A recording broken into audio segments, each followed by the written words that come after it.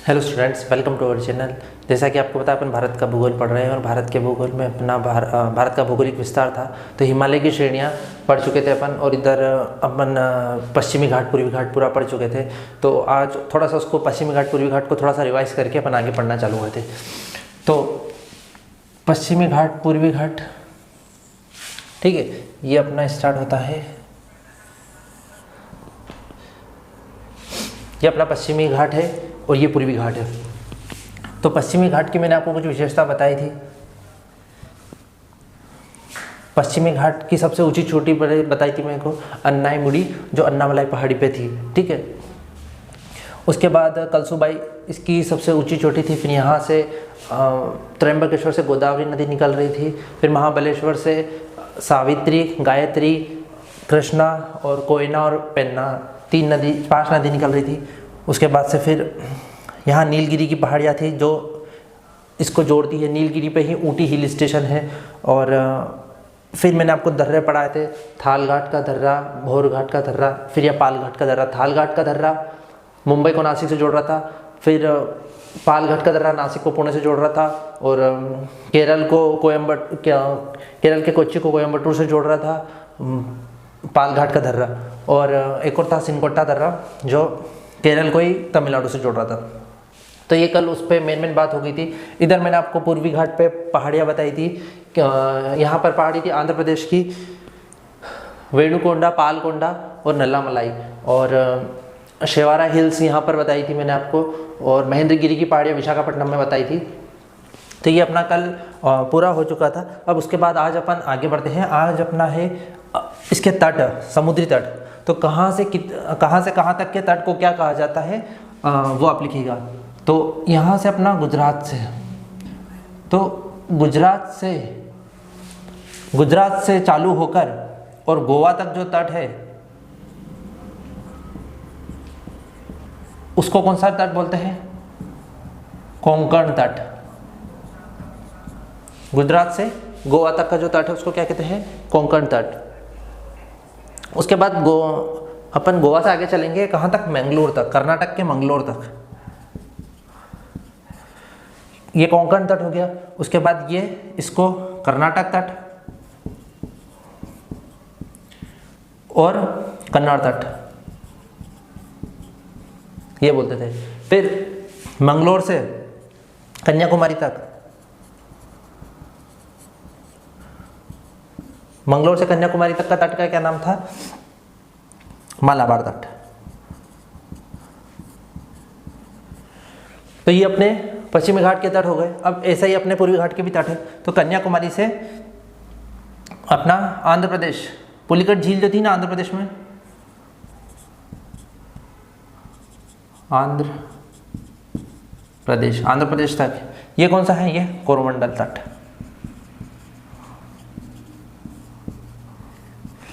फिर आंध्र प्रदेश से कहाँ तक? चिल्का झील तक।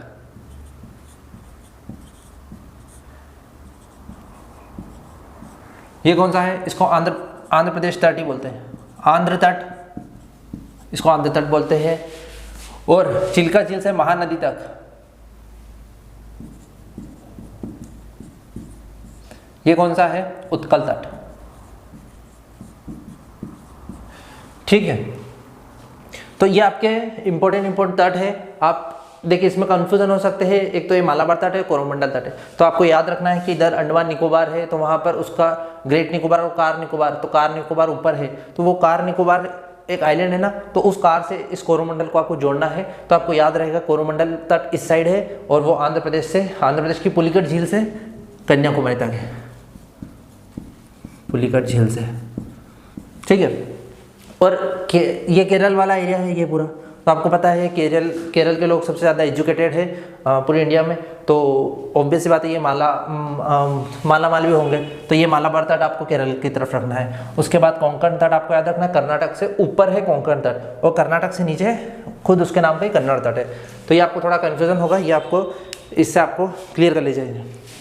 अब अपन इसमें आगे चलते हैं। हाँ, अब अपन इसके भारत के भौगोलिक विस्तार अपन पूरा पढ़ रहे हैं। तो भारत के भौगोलिक विस्तार में अपन चलते हैं इसके आइलैंड्स पे, द्वीप पे।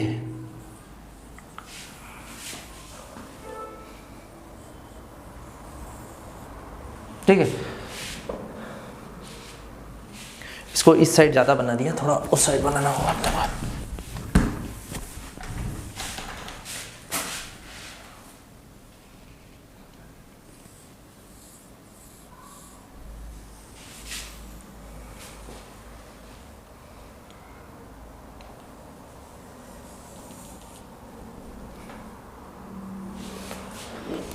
अब अपने को द्वीप पढ़ने हैं। देखिए द्वीप मैंने आपको एक नदी द्वीप पढ़ा दिया था, ठीक है। उसके बाद अब अपने जो मेन समुद्र में जो द्वीप है वो अपने को पढ़ने हैं। तो इधर क्या है, बंगाल की खाड़ी, बंगाल की खाड़ी, ठीक है। अब बंगाल की खाड़ी में आपको पता है कि म्यांमार से यहीं से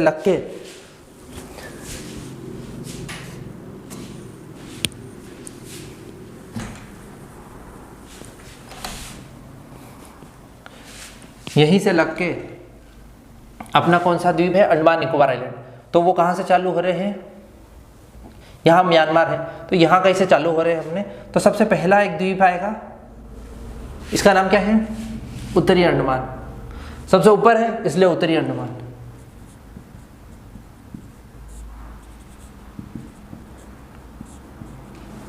ठीक है, उसके बाद उत्तरी अंडमान की मैं आपको एक चीज़ बता दूं, यहाँ पर देखिए, यहाँ पर पता है यहाँ एक सैडल पीक, सैडल पीक चोटी है जो अंडमान निकोबार की सबसे बड़ी चोटी है। सैडल पीक अंडमान निकोबार की सबसे ऊंची चोटी, ठीक है। यहां पर है कोको चैनल है, कोको चैनल। देखिए मैंने आपको बताया था चैनल क्या होते हैं, जो दो स्थल, जो दो जमीन के भाग रहते हैं, इनको जो अलग करता है पानी का भाग, वो चैनल कहलाता है। जैसे यहाँ पानी है तो ये चैनल है, और दो भाग, दो भूमि के भाग है, और जो दो पानी की जल राशियों को जो मिलाता है उसको जल संधि बोलते हैं, ठीक है। तो यहाँ जैसे पाक जल संधि है, ये बंगाल की खाड़ी और मन्नार की खाड़ी दोनों के पानी को मिला रहा है, तो ये आप डिफरेंस याद रखिएगा।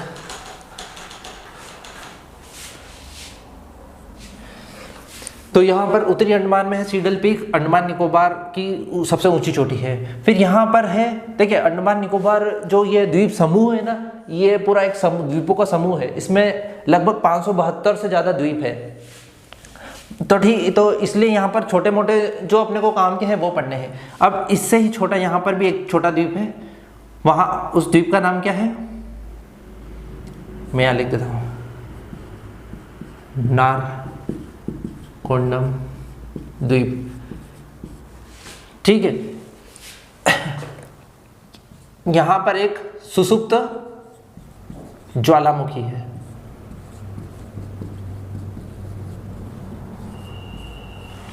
नारकोंडम द्वीप पे एक सुसुप्त ज्वालामुखी है। ऐसा ज्वालामुखी है जो बहुत सालों से सक्रिय नहीं हुआ, मतलब बहुत सालों से उसमें से लावा का उद्गार नहीं हुआ, लावा नहीं निकला, वो फटा नहीं। तो पर ऐसा नहीं है कि वो आगे जाके नहीं हो सकता, फटेगा नहीं, आगे जाके यह फट सकता है, इसलिए इसको सुसुप्त ज्वालामुखी है। और यह नारकोंडम द्वीप पर है, सुसुप्त ज्वालामुखी उसको बोलेंगे, ठीक है। उत्तरी अंडमान के नीचे द्वीप है, उसको नारकोंडम द्वीप बोलेंगे। फिर उत्तरी अंडमान के बाद कौन सा अंडमान है, थोड़ा सा उसको छोटा बना देता हूँ, मध्य अंडमान। यह है मध्य अंडमान, ठीक है। मध्य अंडमान के भी पास एक छोटा सा द्वीप है, ये कौन सा द्वीप है, बेरन द्वीप। और यह सक्रिय ज्वालामुखी है, एकमात्र भारत का सक्रिय ज्वालामुखी है, सक्रिय ज्वालामुखी, ठीक है। सक्रिय आप समझ गए, वो सुसुप्त है, ये सक्रिय मतलब ये जो है यह कभी कभी इसमें लावा का उद्गार होता रहता है। उसके बाद अपना आता है दक्षिणी अंडमान।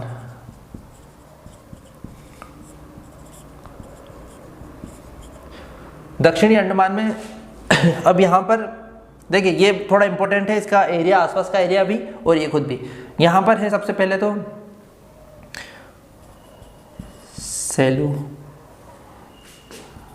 सेल्यूलर है,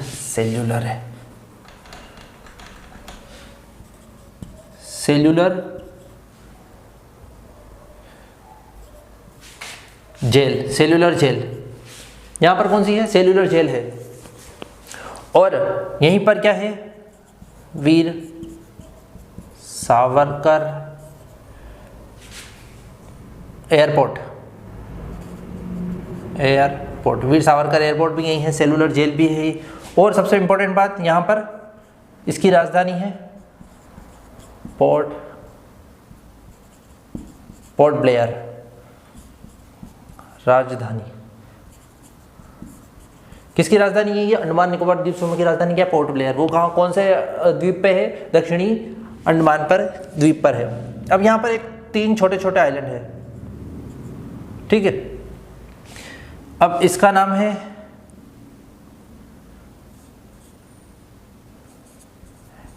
हैवलॉक द्वीप, इसका नाम है नील द्वीप,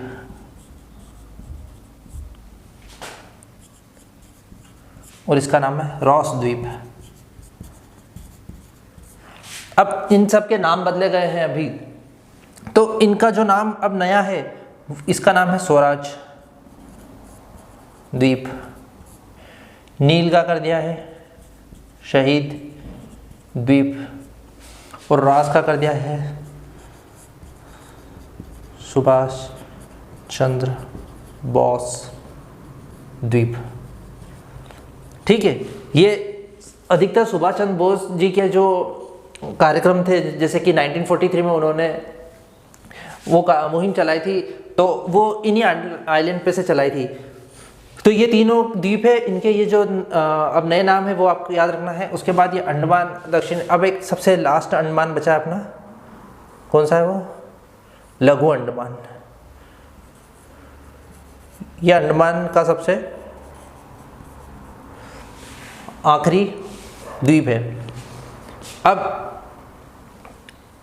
इनके बीच, दक्षिणी अंडमान और लघु अंडमान के बीच क्या है? पानी तो ये पूरे में है, पर इस पानी को एक पास बोला गया है। वो कौन सा पास है? डंकन पास,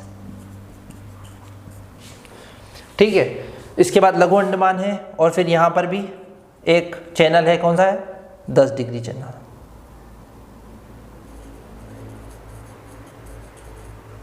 फिर यहां पर कार निकोबार है, और यहां ग्रेट निकोबार है।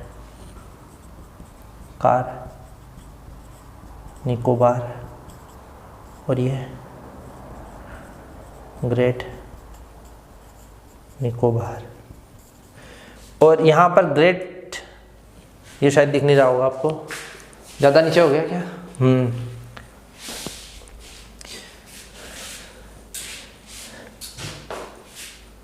देखिए ये शायद ज़्यादा नीचे हो गया। देखिए यहाँ 10 डिग्री चैनल है, ये 10 डिग्री चैनल है। इसके बाद ये ग्रेट निकोबार है, और ये कार निकोबार है। ये 10 डिग्री चैनल है, और ये कार निकोबार है। आपको याद होगा, मैंने पहले लेक्चर में पढ़ाया था कि कार निकोबार के नीचे एक कार चैनल है।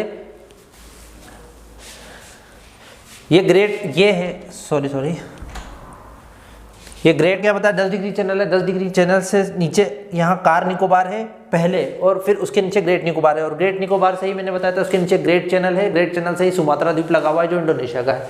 तो ये अपने अंडमान और निकोबार आइलैंड के सारे वो कंप्लीट हो गए। अब इनकी अपने को जनजातियाँ पढ़नी है, ठीक है। तो अंडमान निकोबार आइलैंड की जनजातियाँ जो मेन यहाँ पर है, पहले अंडमान की पढ़ लेते ऊपर की, तो ये मैं लिख देता हूँ, अंडमान की जनजातियाँ कौन सी है? पहले जवारा, ठीक है। उसके बाद है सेकेंड देखिए अंडमान है तो अंडमानी एक इसी के नाम की भी है। इसके बाद एक सेंटनील है और उसके बाद एक ओंगे है। ये 4 इंपॉर्टेंट जनजातियां हैं अंडमान निकोबार द्वीप, खाली अंडमान ऊपर जो अंडमान द्वीप समूह है ना उनकी। एक मध्य अंडमान जो है ना, नहीं साउथ, ये दक्षिणी अंडमान, यहां पर एक सेंटिनल द्वीप भी है।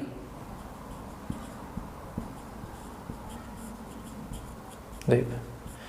अब कार इसकी निकोबार की जनजातियां पढ़ा देते हैं। निकोबार की जातियां इसकी है एक तो निकोबारी और सबसे इंपॉर्टेंट है शोम्पेन, ये वाली और ये दोनों बहुत इंपॉर्टेंट है। सेंटिनल इसके याद रखना आप और इसकी शोम्पेन याद रखना कि कौन सी जनजाति कहाँ पर है। तो ये अंडमान निकोबार से अपने सारे इंपॉर्टेंट पॉइंट कवर हुए। एक बार मैं आपको समझा देता हूँ। देखिए अंडमान निकोबार आइलैंड में पहले अंडमान द्वीप समूह की बात करते हैं तो ऊपर है इंपॉर्टेंट अपने 4 द्वीप, उत्तरी अंडमान, मध्य अंडमान, दक्षिणी अंडमान और लघु अंडमान, ये रहा यहाँ पर, ठीक है। ये 4 द्वीप है अपने। उत्तरी अंडमान की बात करें तो अंडमान की सबसे ऊंची चोटी जो है सैडल पीक, उत्तरी अंडमान की बात करें तो अंडमान की सबसे ऊंची चोटी जो है सैडल पीक वो उत्तरी अंडमान में है।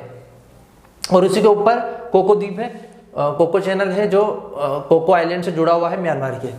उसके बाद मध्य अंडमान में बेरन द्वीप है, जो मैंने आपको बताया कि ये सक्रिय ज्वालामुखी है। और उत्तरी अंडमान में नारकोंडम द्वीप है जो सुसुप्त ज्वालामुखी है जिसमें। उसके बाद दक्षिणी अंडमान में पोर्ट ब्लेयर राजधानी है, उसके बाद सेलुलर जेल है और वीर सावरकर एयरपोर्ट है। और इसी के आसपास 3 द्वीप है, हेवलॉक द्वीप, रॉस द्वीप और नील द्वीप। हेवलॉक का नाम क्या रख दिया, स्वराज द्वीप, और नील का शहीद और उसका रॉस का बॉस कर दिया है सुभाष चंद्र बोस द्वीप। उसके बाद लघु अंडमान है। उसके बाद ये जो डिग्री चैनल है इसको 10 डिग्री चैनल बोलते हैं। हाँ, लघु अंडमान और दक्षिणी अंडमान के बीच डंकन पास है। फिर 10 डिग्री चैनल के बाद है कार निकोबार और ग्रेट निकोबार। तो ये 2 आइलैंड्स है और इसी के साथ अंडमान निकोबार आइलैंड में फिर इसकी जनजातियाँ हैं। तो आपको जोबारा, अंडमानी, सेंटिनल और ओंगे। सेंटिनल बहुत इंपॉर्टेंट है, ये अंडमान की जातियाँ हैं और निकोबारी, शोम्पेन ये निकोबार की जातियाँ हैं। तो अपना अंडमान निकोबार से रिलेटेड जितने भी पॉइंट्स थे वो कंप्लीट हुए।